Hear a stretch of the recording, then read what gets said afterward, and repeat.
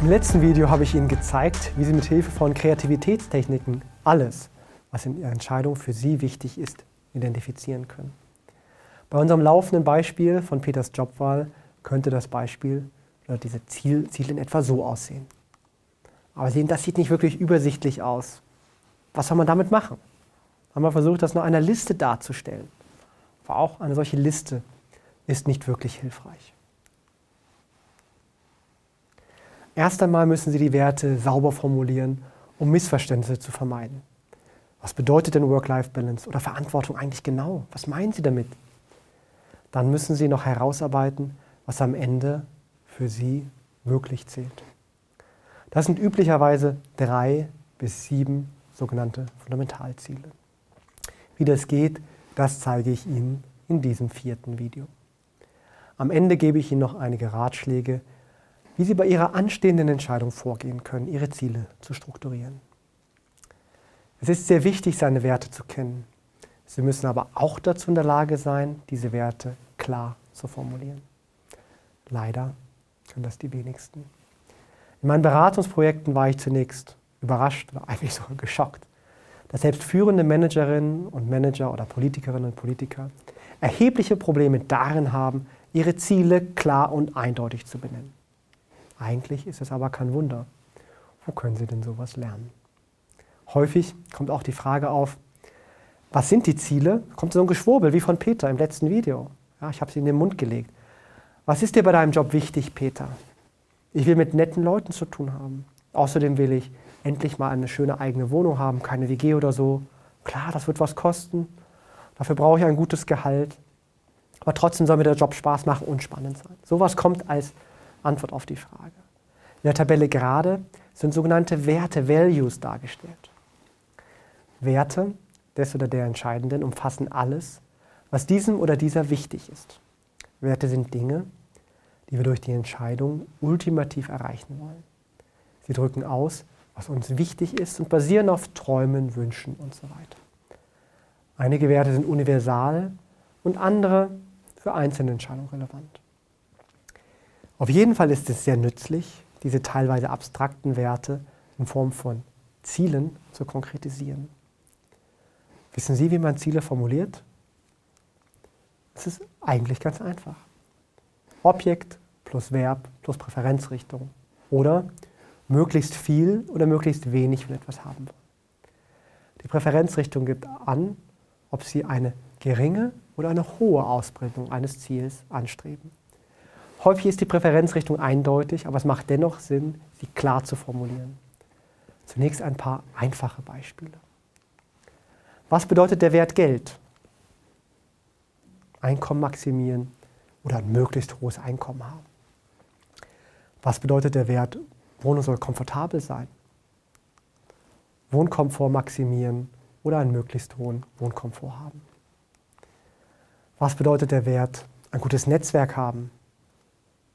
Eigene Vernetzung maximieren oder ein möglichst gutes Netzwerk haben. Bei einigen Werten ist relativ klar, was gemeint ist. Leider ist es nicht bei allen Werten so. Was könnte mit dem Wert Herausforderung gemeint sein? Welche Art von Herausforderung? Intellektuelle Herausforderung maximieren vielleicht? Physische Herausforderung maximieren? Oder vielleicht soziale Herausforderung maximieren? Will man viel oder wenig davon? Einige suchen Herausforderungen, andere meiden sie. Die Präferenzrichtung kann für die eine und dieselbe Person in 2 Entscheidungssituationen auch genau gegensätzlich sein. Wenn ich mit meinem Bruder einen Bergwanderurlaub plane, dann will ich beispielsweise eine hohe sportliche, physische Herausforderung und sonst mal Ruhe haben. Ja? Die soziale Interaktion kann aber auch Herausforderung sein, das, was ich haben möchte, bei einem Urlaub, beispielsweise bei einem gemeinsamen Campingurlaub mit 4 Familien und deren Kids, mit denen wir zumindest zu Beginn des Urlaubs noch gut befreundet waren.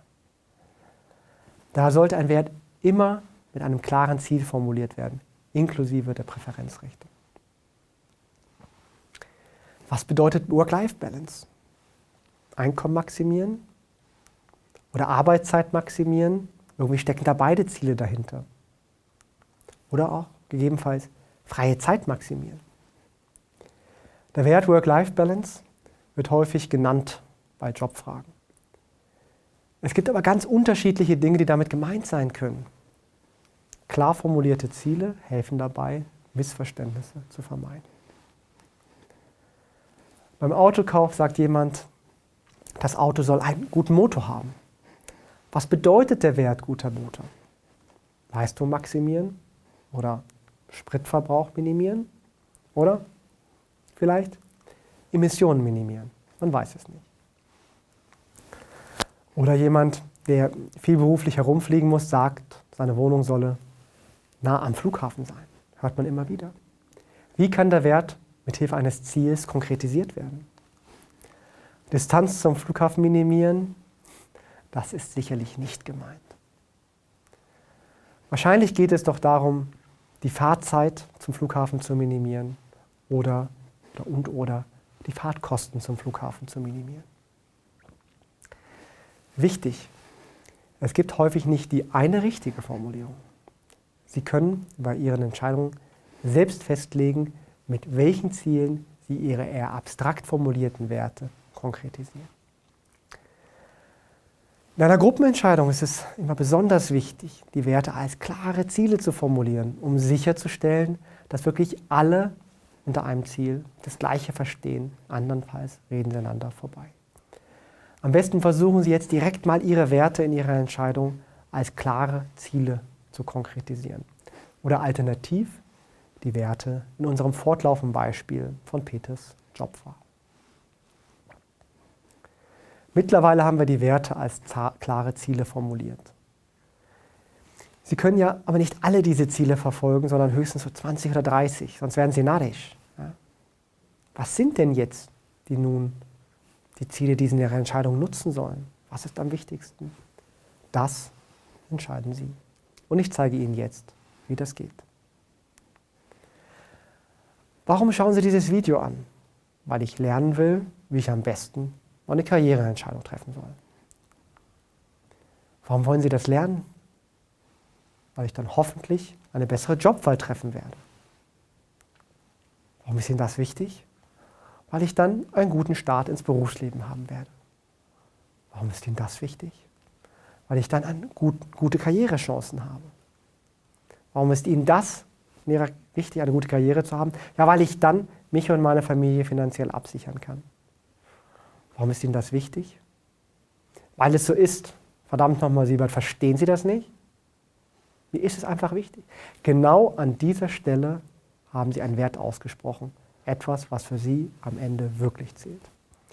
Mit diesen Warum-Fragen sind wir eine sogenannte Instrumentalzielkette zu immer fundamentalen Zielen hochgewandert. Instrumentalziele stellen an sich keinen eigenen Wert für den Entscheidenden dar, sind jedoch sehr förderlich für ein oder mehrere Fundamentalziele oder weitere Instrumentalziele. Sie sind ein Mittel zum Zweck. Fundamentalziele hingegen stellen einen Wert für den Entscheidenden dar und sind die Gründe dafür, warum eine Entscheidung getroffen werden soll. Bei der Bewertung und dem Vergleich von Handlungsoptionen sollten ausschließlich Fundamentalziele herangezogen werden. Andernfalls laufen Sie Gefahr, Dinge doppelt zu berücksichtigen. Nehmen wir nochmal Ihre Entscheidung, warum Sie dieses Video schauen. Wenn Sie dieses Video schauen, weil es so unterhaltsam ist und Sie Ihren Spaß maximieren wollen, das wäre sicherlich eine Bankrotterklärung für Ihren guten Geschmack und Ihr Privatleben. Es gibt sicherlich hunderte Millionen unterhaltsamere Videos und lustigere. Und dabei berücksichtigt die Katzenvideos noch nicht mal. Ja, es gibt sicherlich da bessere Dinge. Sie schauen dieses Video vermutlich an, entweder weil Ihnen jemand gesagt hat, dass Sie es tun müssen, aus irgendeinem Grund, jemand, der Ihnen helfen möchte, oder idealerweise, weil Sie lernen wollen, wie Sie bessere Karriereentscheidungen treffen können. Ja. Warum? Weil Sie dadurch bessere Entscheidungen treffen. Warum? Weil Sie dadurch einen besseren Berufseinstieg haben können. Warum? Weil Sie dadurch eine erfolgreiche Karriere haben können. Warum? Weil Sie dadurch letztlich Ihre finanzielle Unabhängigkeit Ihrer Familie sicherstellen können. Und so weiter und so fort. Zumindest war das unser Ziel, als wir die Videos konzipiert haben. Aber natürlich versuchen wir auch, dass diese Videos ein bisschen unterhaltsam sind. Sie glauben mir etwa nicht? Warum sollte ich Ihnen denn jetzt einfach so ein paar süße Tierbilder zeigen? Was fundamental ist, bestimmt das Handeln. Nehmen wir jetzt ein anderes Beispiel. In einem Unternehmen wird entschieden, welche Bestellabwicklungssoftware angestellt werden soll. Dabei gibt es das Ziel, Bestellabwicklungsdauer minimieren. Das sehen Sie hier. Ist das ein Instrumentalziel, also ein Mittel zum Zweck, oder der Zweck selbst? Was meinen Sie? Ich habe diese Frage einer Managerin und einer Informatikerin gestellt. Fragen wir zunächst die Managerin. Warum müssen wir Bestellungen schnell abarbeiten oder bearbeiten? Weil wir dadurch schnell ausliefern können. Warum sollen denn die Lieferzeiten minimiert werden? Weil wir dadurch zufriedenere Kunden haben. Warum ist es wichtig, zufriedenere Kunden zu haben? Ja, zufriedene Kunden kaufen mehr, daher mehr Umsatz. Warum ist es wichtig, den Umsatz zu maximieren? Ja, um den Gewinn zu maximieren, darum geht es doch schließlich. Immer Warum und Antwort. Und jetzt fragen wir mal die Informatikerin, die die Software einrichten und betreuen wird. Was meinen Sie, hat sie gesagt. Warum ist es wichtig, die Abwicklungsdauer von Bestellungen zu minimieren? Ja, bei der alten Software hat es doch viel zu lange gedauert. Um jetzt darin schneller zu werden, geht es doch jetzt. Deswegen kaufen wir das Zeug doch. Ein klassisches Fundamentalziel. Sie ließ sich nicht davon abbringen. Klar, sie richtet alle ihre Aktivitäten darauf aus. Sie will Bestellungen so schnell wie möglich abwickeln. Vermutlich bekommt sie sogar einen Bonus dafür, wenn das besonders schnell geht. Für die Managerin macht es aber nur Sinn, wenn die Bestellung schneller abzuwickeln, wenn dadurch die Lieferzeit reduziert werden kann. Andernfalls macht es keinen Sinn. Mit dieser Zielkette können Sie auch die unterschiedlichen Perspektiven von Entscheidenden transparent machen und gegebenenfalls die verfolgten Ziele harmonisieren. Ist das Ziel, ökologischen Fußabdruck minimieren, ein Instrumentalziel oder ein Fundamentalziel für ein Unternehmen? Was meinen Sie? Nehmen wir mal einen Discounter oder einen Supermarkt. Glauben Sie, dass die ihre Ökomaßnahmen betreiben, weil sie die Umwelt schützen wollen? Dann wäre es ein Fundamentalziel. Oder weil sie damit sich ein besseres Image erhoffen und in der Folge einen höheren Umsatz erzielen wollen? Dann wäre es ein Instrumentalziel. Eigentlich geht es ja doch nur ums Geld. Das klassische Greenwashing. Sie sehen, es ist nicht immer eindeutig. Fällt Ihnen ein Unternehmen ein, in dem Sie annehmen, dass ökologischer Fußabdruck minimieren tatsächlich fundamental für das Unternehmen ist? Gar nicht so einfach. Häufig wird an dieser Stelle der Outdoor-Bekleidungshersteller Patagonia genannt. Jetzt ein Karrierebeispiel. Jemand möchte Verantwortung übernehmen. Warum? Weil ich mehr verdiene, wenn ich mehr Verantwortung übernehme. Dann ist möglichst viel Verantwortung übernehmen ein Mittel zum Zweck, ein Instrumentalziel. Das Fundamentalziel ist Einkommen maximieren. Warum wollen Sie Verantwortung übernehmen? Ja, weil mich die Verantwortung an sich reizt. Mit Verantwortung kann ich etwas bewegen. In diesem Fall wäre das Ziel Verantwortung übernehmen fundamentaler als im ersten Fall. Mit diesen Fragen können Sie Ihre Ziele sauber strukturieren und Ihre Fundamentalziele identifizieren. Bislang haben wir uns um das Warum gekümmert. Damit kann man zu immer fundamentaleren Entscheidungen kommen. In die andere Richtung geht es mit dem Wie. Wie wollen Sie Ihre Familie finanziell absichern? Indem ich Karriere mache. Wie können Sie das erreichen? Indem ich einen guten Berufseinstieg habe. Wie können Sie das erreichen? Indem ich den richtigen Beruf und Job wähle und so weiter und so fort. Im Idealfall landen Sie dann wieder dabei, dass eben diese Videoserie Ihnen zumindest ein ganz klein bisschen dabei hilft. Einige Werte sind sehr abstrakt. Wenn jemand beispielsweise sagt, er will seine privaten Ausgaben minimieren, was meint er oder sie damit? Ist ganz unklar. Mit Hilfe der sogenannten Spezifikation können Komponenten eines Ziels identifiziert werden. Was verstehen Sie unter private Ausgaben minimieren? Beispielsweise Ausgaben für die Lebensmittel minimieren, Ausgaben für das Ausgehen minimieren, Ausgaben für die Wohnung minimieren oder vielleicht Ausgaben für Bekleidung minimieren. Ausgaben für Lebensmittel minimieren ist jetzt viel spezifischer als private Ausgaben zu minimieren. Kann man viel besser im Entscheidungsprozess benutzen. Wie kann man denn jetzt am einfachsten seine Fundamentalziele identifizieren? Ja. Am besten ist meines Erachtens, alle Ziele auf Post-its zu schreiben und dann nehmen Sie ein Ziel und legen es in die Mitte. Dann schauen Sie, welches andere Ziel passt dazu und legen es entsprechend darüber, daneben oder darunter. Schrittweise bringen Sie so Ordnung in Ihre Ziele. Häufig identifizieren Sie dann noch weitere Ziele in diesem Prozess. So könnte es dann zwischenzeitlich aussehen. Wenn Sie ungefähr wissen, was rauskommt, dann können Sie diese Ziele auch elektronisch erfassen. Das könnte dann ungefähr so aussehen. Aber Sie müssen ja kein vollständiges Zielnetzwerk bauen. Es reicht vollkommen aus, wenn Sie die 3 bis 7 fundamentalen Ziele für sich erkennen. Das sind die oben markierten. Wenn Sie die beisammen haben, fragen Sie sich, ob etwas fehlt und ergänzen Sie, wenn nötig. Als Übung können Sie ja mal versuchen, die Ziele von Peter zu strukturieren oder idealerweise Ihre eigenen. Diesen kreativen Prozess quasi nachzuerzählen, ist nur bedingt sinnvoll.